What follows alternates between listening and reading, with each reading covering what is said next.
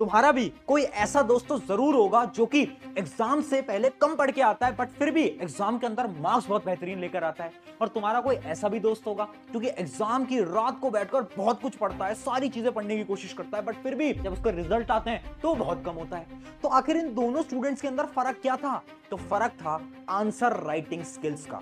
इसमें हमने आधा नंबर काट दिया। इसका कारण क्या? देखो, हमारे अनुसार यहाँ कामा नहीं होना चाहिए। वो जो पहला स्टूडेंट है ना, उसको आंसर लिखने का सही तरीका आता है, जिसकी वजह से वो चाहे कम पढ़ के जाए, चाहे उसको आंसर कम आए, बट वो आंसर इस प्रकार से लिखेगा कि उसके मार्क्स बहुत अच्छे आएंगे। कहाँ से काटोगे? जब बिल्कुल सही है तो आपको इसमें पूरे नंबर देने पड़ेंगे, 15 में 15। जबकि वो जो दूसरा स्टूडेंट है उसको आंसर लिखने का सही तरीका नहीं आता, जिसकी वजह से चाहे वो कितना ही पढ़ ले बट उसके मार्क्स कभी भी अच्छे नहीं आ सकते। अगर आपने ये आंसर राइटिंग के हैक्स जान लिए ना, तो आपके एग्जाम के अंदर 10 से 15 नंबर तो बहुत इजीली इंक्रीज हो जाएंगे। वो फॉर्मेट देखना चाहता है। तुम क्या दिखाना चाहते हो? ज्ञान। अरे वो देख रहा है फॉर्मेट, तुम दिखाओ ज्ञान। तो हाय एवरीवन, मेरा नाम है प्रशांत। पता है आपको, इस वीडियो को बनाने से पहले मैंने लाखों स्टूडेंट से बात करी है और बहुत सारे टीचर से भी बात करी है। ये वो टीचर्स हैं जो कि स्कूल के अंदर, बोर्ड एग्जाम्स के अंदर तुम्हारी कॉपीज को चेक करते हैं। और उन्होंने मुझे एक ऐसा सीक्रेट बताया ना, जिसको सुनकर आप सब शॉक होने वाले हो। उन्होंने मुझे ये बताया कि एक बच्चा आंसर क्या लिखकर आ रहा है उससे उतना फर्क नहीं पड़ता, बट फर्क इस बात से पड़ता है कि वो अपने आंसर को किस प्रकार से लिखकर आता है। अगर वो अपने आंसर के लिखने समय कुछ ऐसे स्टेप्स को फॉलो करता है ना, तो आराम से उसके मार्क्स इंक्रीज हो सकते हैं। और उन्होंने ये भी बताया कुछ नॉर्मल गलतियां हैं जो कि स्टूडेंट्स करते हैं, जिनकी वजह से उनका आंसर सही होता है बट फिर भी टीचर उनके थोड़े बहुत मार्क्स कट कर लेते हैं। मैंने उनसे वो सारी प्रॉब्लम, सारी गलतियां पूछी और वो सारी गलतियां मैं आज तुम्हें बताने भी वाला हूं, जिसके अंदर सबसे बड़ी गलती है बैड राइटिंग। बहुत सारे टीचर्स ने बोला कि जो बैड राइटिंग है ना, एक बहुत बड़ी मिस्टेक है और इसकी वजह से भी नंबर कट सकते हैं। दूसरी चीज है स्लो स्पीड। बहुत सारे स्टूडेंट्स हैं जिनकी स्पीड जो है वो बहुत स्लो है, जिसकी वजह से क्या होता है ना, उनका पेपर ही छूट जाता है। और ये तो आपके साथ भी हो गया होगा। अभी मैं आपको एक एक्टिविटी करने को देता हूं। आप क्या करो, आप ना कमेंट सेक्शन में जाओ और अपना नाम एक बार टाइप करो। एक बार टाइप करना फटाफट से। आपने एक बार टाइप करके देखा होगा तो आपको पता चला होगा कि आपने मात्र 1-2 सेकंड के अंदर अपना पूरा नाम टाइप कर दिया। अब यही काम करो, एक नोटबुक लेकर आओ, उस नोटबुक पे एक बार अपना नाम लिखो पेन से। जो आप लिखोगे तो आपको 5 से 6 सेकंड लग जाएंगे। यानी हम टाइप तो फास्ट कर सकते हैं, बट हम जब आंसर लिखते हैं, अपना नाम कॉपी पे लिख रहे हैं, तो हमें उसमें बहुत टाइम लग रहा है। तो आखिर हम स्पीड को इंक्रीज कैसे करें? जैसे हमारी टाइपिंग स्पीड है उतनी कैसे इंक्रीज करें, वो भी तुम्हें आज मैं बता दूंगा। उसके अलावा कट्स इन दी आंसर। बहुत सारे टीचर्स ने बोला कि वो जो स्टूडेंट्स हैं ना, जो कि आंसर में बार बार कट लगाते हैं, उससे टीचर बहुत ज्यादा इरिटेट होते हैं। उसके अलावा याद नहीं रहता। बहुत सारे स्टूडेंट्स की ये प्रॉब्लम है आज के समय पर कि वो पढ़ के जाते हैं बट एग्जाम के टाइम पे याद नहीं रहता। तो जो सारी प्रॉब्लम्स है ना, इन सारी प्रॉब्लम्स का एक एक करके सॉल्यूशन जानेंगे। सबसे पहले समझते हैं आपकी पहली प्रॉब्लम, जो कि है बैड राइटिंग। मैंने बहुत सारे टीचर से बात करी, बैड राइटिंग से फर्क पड़ता है या नहीं फर्क पड़ता, तो सभी टीचर ने बोला हाँ फर्क तो पड़ता है, बट फर्क तब पड़ता है जब राइटिंग इतनी बेकार है कि वो पढ़ने में ना आए। अगर आपकी राइटिंग ऐसी है ना जो कि पढ़ने में आ जा रही है, तो उतना ज्यादा फर्क नहीं पड़ने वाला। बट फिर भी अगर आपको अपनी राइटिंग को इंप्रूव करना है, तो एक वीडियो मैंने राइटिंग इंप्रूव के ऊपर पूरी बना रखी है, उसको जाकर देख लेना। मात्र 4-5 दिन के अंदर राइटिंग आपकी उससे इंप्रूव हो जाएगी। बट राइटिंग इंप्रूव से उतना फर्क नहीं पड़ता। तो मैंने टीचर से पूछा तो फर्क किस बात से पड़ता है, तो उन्होंने मुझे एक बड़ी अच्छी टेक्निक बताई और उस टेक्निक का नाम था आंसर सीक्वेंस। यानी हर एक टीचर ने यह बोला कि एक स्टूडेंट आंसर्स को किस सीक्वेंस में अटेम्प्ट करता है, वो बहुत इंपॉर्टेंट होता है। जैसे मैं अभी आपको 2 कॉपीज दिखाता हूं। यह है आपके सामने कॉपी नंबर 1, जिसने आंसर 1 आंसर 2 एकदम नॉर्मल ऑर्डर के अंदर लिखा हुआ है। और देखो बीच में स्पेस भी दी है। आप ध्यान से अगर देखोगे तो बीच में आपको यहां पर स्पेस भी दिख जाएगी। जबकि मैं आपको दूसरे स्टूडेंट की कॉपी दिखाता हूं तो इसकी राइटिंग भी नॉर्मल ही है, बट इसने गलत ऑर्डर के अंदर आंसर्स को अटेम्प्ट करा है और उसने स्पेस नहीं दी। ये देखो स्पेस बहुत कम है, जिसकी वजह से जब इस स्टूडेंट की कॉपी चेक होगी ना, तो ऑटोमेटिकली इसके 3-4 नंबर कम आने वाले हैं उस स्टूडेंट के कंपेयर में, चाहे इनका पूरा आंसर सेम हो। अब इससे फर्क क्या पड़ता है? इससे फर्क ये पड़ता है ना बेटा, ध्यान से समझ लेना। हर एक टीचर ये बोलता है कि अगर आप एक नॉर्मल ऑर्डर के अंदर अपने आंसर को अटेम्प्ट करोगे ना, तो टीचर को कॉपी चेक करने में बहुत आसानी होगी। 1 2 3 4 5 6 इस ऑर्डर में। अगर आपको कोई क्वेश्चन नहीं आता तो उसको ना लास्ट में अटेम्प्ट करो, बट बीच में अटेम्प्ट मत करना। अगर आप बीच में अटेम्प्ट करते हो ना तो टीचर को बड़ी फ्रस्ट्रेशन होती है। और एक कहावत है, बड़ी ध्यान से उसको याद कर लेना, कि जितना कम समय एक टीचर आपकी कॉपी चेकिंग में बिताएंगे उतने ज्यादा आपके मार्क्स आएंगे। ये बहुत इंपॉर्टेंट है। ये है अपनी पहला एक। अब बढ़ते हैं आपकी दूसरी प्रॉब्लम की तरफ, जो कि थी कि आप बहुत ज्यादा स्लो लिखते हो। तो आपकी जो प्रॉब्लम है ना, इसका सोल्यूशन क्या है? तो इसी का सोल्यूशन है आपका fast writing hack. Fast writing hack के अंदर बेसिकली दो पार्ट्स होते हैं। पहला आपका पार्ट है कुछ hand warm up exercises. Hand warm up exercise ये क्या होता है? देखो, इमेजिन करो 9 बजे आपका एग्जाम है। अब आपको क्या करना है, एग्जाम से आधे घंटे पहले आप एक नोटबुक तो रख ही सकते हो अपने पास, एक रफ पेज तो अपने पास रख ही सकते हो, और पेन तो आपके पास हो गई।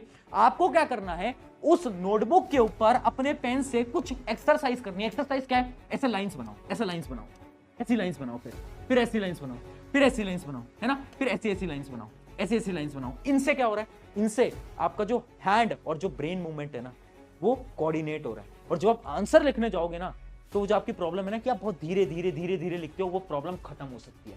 तो ये तो होता है हैंड वार्म अप एक्सरसाइजेस। इसके अलावा एक स्टेप आपको और करना है, जो कि है एयर राइटिंग। देखो, अगर आप स्लो लिखते हो ना, तो उसका एक सिंपल सोल्यूशन है कि आप ना डेली राइटिंग की प्रैक्टिस करो। कैसे? आपको हवा के अंदर राइटिंग की प्रैक्टिस करनी है। यानी इमेजिन करो आप कहीं पर भी ट्रैवल कर रहे हो, आप अपने दोस्त के साथ पीछे स्कूटी के ऊपर बैठे हो, बट आपको क्या इमेजिन करना है ना, आपको इमेजिन करना है कि आपके हाथ में पेन है और सामने एक किताब है, और आप उस किताब पे फटाफट से एक बार अपना नाम लिखने की कोशिश करो। एक बार आप अभी भी कर सकते हो, जो भी आपका नाम है एक बार वो फटाफट से लिखने की कोशिश करो। इससे क्या होगा, आपका जो हाथ है, जो आपकी कलाई है, वो मूव करती रहेगी, और जितना ये मूव कर रही है ना, उतना ज्यादा आपकी राइटिंग स्पीड ऑटोमेटिकली इंक्रीज होती रहेगी। तो राइटिंग स्पीड अगर इंक्रीज करनी है, दो सिंपल स्टेप्स हैं। एक तो है वार्म अप एक्सरसाइजेस, दूसरा है एयर राइटिंग। कभी कभार एयर राइटिंग करने की ट्राई करा करो, उससे आपकी राइटिंग स्पीड ऑटोमेटिकली इंक्रीज हो जाएगी।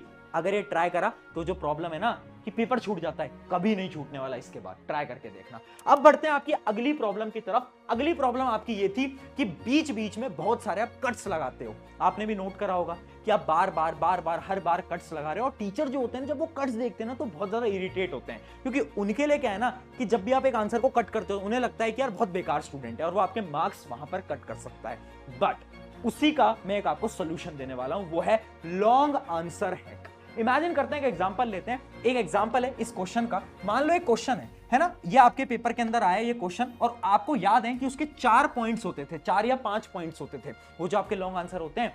अब आपको क्या करना है, आपको अपने जो आपकी आंसर शीट है उसके लास्ट पन्ने पे जाना है। उस लास्ट पन्ने के ऊपर हेडिंग डालनी है रफ। क्या लिखना है? रफ।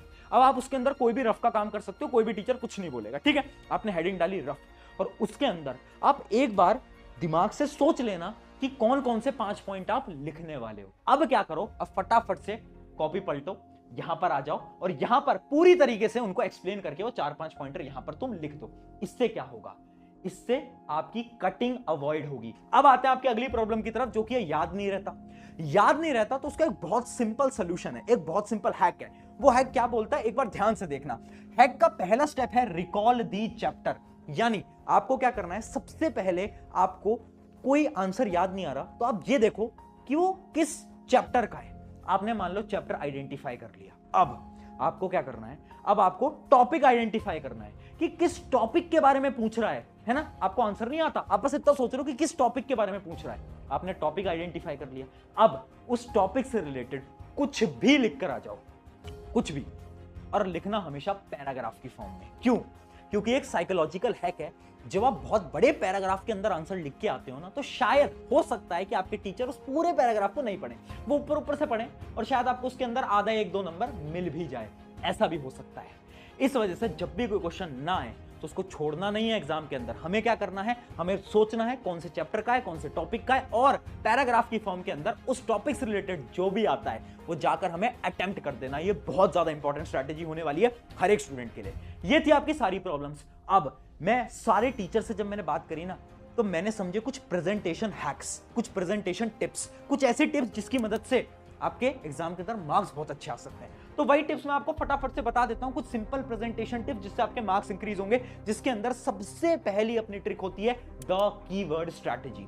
मैं आपको विद एग्जांपल दिखाता हूं कीवर्ड स्ट्रैटेजी क्या होती है। जैसे कि यहां पर ध्यान से देखो, मान लो मैं एक आंसर लिख रहा हूं। जब भी मैं आंसर लिख रहा हूं ना, तो उस आंसर के जो इंपॉर्टेंट वर्ड्स होंगे ना, उनको मैं क्या करूंगा, अंडरलाइन कर दूंगा। जैसे कि मैंने यहां पर कर रखा है, ये वर्ड इंपॉर्टेंट है, मैंने अंडरलाइन कर दिया, ये वर्ड इंपॉर्टेंट है, अंडरलाइन कर दिया। इससे क्या होगा, जब भी कोई एग्जामिनर आपकी कॉपी चेक करेगा, आपके टीचर आपकी कॉपी चेक करेंगे, तो उनका सारा फोकस जाएगा अंडरलाइन वाले वर्ड्स पे, है ना। और ये अंडरलाइन पेंसिल से करनी है, अंडरलाइन वाले वर्ड्स पे उनका फोकस जाएगा। वो देखेंगे अच्छा बच्चे ने सही लिखा है, ठीक है, बच्चे ने सही लिखा है, इसने भी सही लिखा है, ठीक है, और वो सिर्फ अंडरलाइन वाले वर्ड्स को पढ़ेंगे, उन्हें लगेगा आंसर सही है, आगे बढ़ जाएंगे। आपके पूरे आंसर वो नहीं पढ़ते, ये रियलिटी होती है, मैं सच बता रहा हूं, नंबर इससे बढ़ जाते हैं तुम्हारे, बहुत इंपॉर्टेंट है। ये थी आपकी पहली प्रेजेंटेशन टिप, ट्राई करके देखना। अगली प्रेजेंटेशन टिप की तरफ बढ़ते हैं, जो कि है डोंट यूज शॉर्ट फॉर्म्स। याद रखना, हर एक टीचर को ना बहुत ज्यादा बुरा लगता है जब तुम कोई शॉर्ट फॉर्म लिखते हो। शॉर्ट फॉर्म क्या होती है, बहुत अजीब अजीब सी तुम चीजें लिखते हो ना, जैसे राइट नाउ को आजकल तुम RN लिखते हो, बिकॉज को BCZ लिखते हैं हम। तो ये जो जितनी भी शॉर्ट फॉर्म्स है ना, जो कि हम टेक्स्ट में आजकल जब हम टेक्स्ट करते हैं एक दूसरे को, तो हम इन शॉर्ट फॉर्म करते हैं, इन सारी शॉर्ट फॉर्म को अवॉइड कर देना। अगर गलती से लिख दिया ना, मैं सच बता रहा हूं, एग्जाम के अंदर नंबर बिल्कुल कटेंगे तुम्हारे। अगला प्रेजेंटेशन टिप की तरफ बढ़ते हैं, जो कि है cuts with the help of pencil. यानी जब भी आप कट लगा रहे हो ना, इमेजिन करो गलती से कुछ गलत हो गया, मान लो यहां पर आप ध्यान से देखो, कुछ गलती से मेरा गलत हो गया, तो अब मैं क्या करूंगा, मैं उसे पूरा गंदी तरीके से कट नहीं लगाऊंगा, मैं पेंसिल लूंगा, एक प्यारा सा एक सिंपल सा स्ट्रेट कट लगा दूंगा, एकदम स्ट्रेट। ट्राई करना, स्केल से कट कर दो, उससे क्या होगा, एकदम तुम्हारा आंसर नीट एंड क्लीन लगेगा। एक बार इस आंसर को तुम ध्यान से देखो, कितना नीट एंड क्लीन लग रहा है आंसर, है ना, एकदम साफ सुथरा लग रहा है, जबकि इसके अंदर कट्स भी हैं। यानी जब हम कट्स लगाएं, अगर हम पेंसिल की मदद से लगाएंगे ना, तो ऑटोमेटिकली क्या होने वाला है, हमारी जो नोटबुक है, जो हमारा आंसर है, बहुत बेहतरीन दिखने वाला है। अब बढ़ते हैं हमारी अगली प्रेजेंटेशन टिप की तरफ, जो कि है न्यूमेरिकल हैक।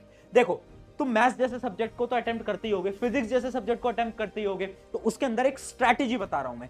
जो भी तुम्हारा आंसर है ना, उसको बॉक्स के अंदर बंद कर देना और यूनिट्स लिखना मत भूलना। एक एग्जांपल के साथ समझाता हूं, ये दो नोटबुक है, इनके अंदर देखो डिफरेंस क्या है। ये एक स्टूडेंट की नोटबुक है, इसने क्या करा, फाइनली बस आंसर लिख के यहां पर छोड़ दिया है। तो अब जब टीचर आएगा ना कॉपी चेक करने, तो पूरी की पूरी कैलकुलेशन चेक करेगा।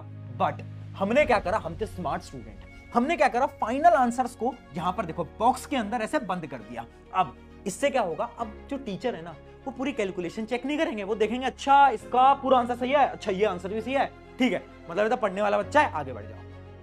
ये टेक्निक न्यूमेरिकल के अंदर हमेशा से बॉक्स के अंदर करोगे ना, छोटी छोटी टेक्निक से बहुत ज्यादा हेल्पफुल हो सकती है। अब बढ़ते हैं हमारी फाइनल टेक्निक की तरफ, फाइनल प्रेजेंटेशन टिप की तरफ, जो कि है डिफरेंस वाले क्वेश्चंस।